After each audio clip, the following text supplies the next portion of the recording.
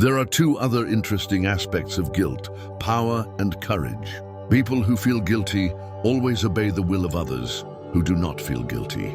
If I am potentially ready to admit that I may be guilty of something, I'm unconsciously ready to be punished and therefore ready to obey. And if I have no sense of guilt, but there is a need for self-affirmation at the expense of others, I'm ready to become a manipulator.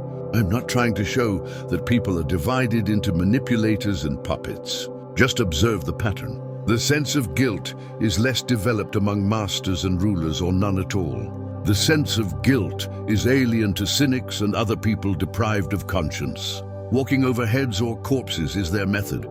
It's not surprising that unscrupulous personalities very often come to power. This again does not mean that power is bad and that all people in power are bad. Perhaps your happiness also lies in becoming the favorite of the pendulum.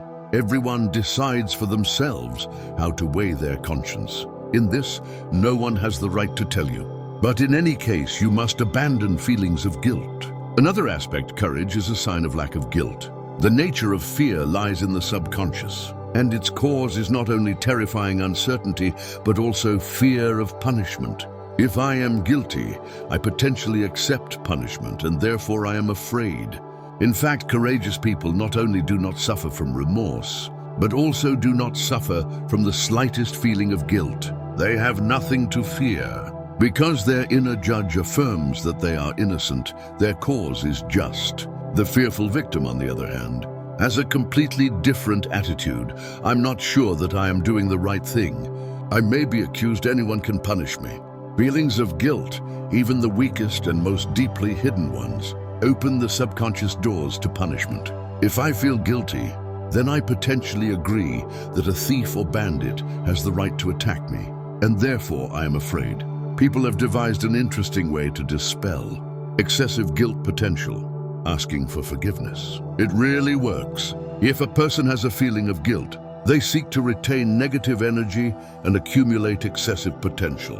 By asking for forgiveness, a person lets go of this potential and allows the energy to dissipate. Asking for forgiveness, admitting your mistakes, atoning for sins, confession.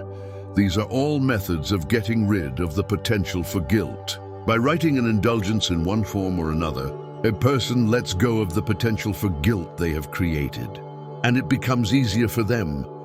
You just need to make sure that repentance does not turn into dependence on manipulators. They are just waiting for this. By asking for forgiveness, you admit your mistake in order to get rid of the potential for guilt. Manipulators will tend to remind you of this mistake repeatedly, causing you to maintain a feeling of guilt. Do not fall for their provocations. You have the right to ask for forgiveness for a mistake only once and for the last time. Avoiding guilt is the most effective way to survive in a hostile environment. In prison, in a gang, in the army, on the street. It is not for nothing that there is an unspoken rule in the underworld. Don't believe, don't be afraid, don't ask. This rule requires not creating excessive potential. Guilt is at the core of potentials that cannot do any good in an aggressive environment. You can protect your safety by demonstrating your strength. In a world where the fittest survive, it works. But this is too extensive. It is much more effective to exclude the potential for punishment from the subconscious. An example can be given by way of illustration.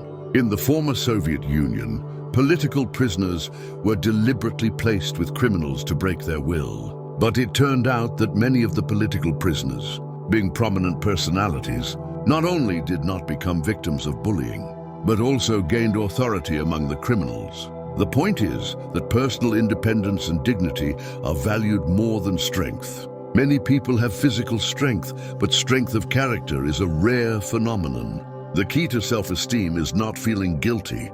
True personal strength does not lie in the ability to grab someone by the throat, but in how much a person can allow themselves to be free of guilt. The famous Russian writer Anton Chekhov said, "I am squeezing myself dry, drop by drop."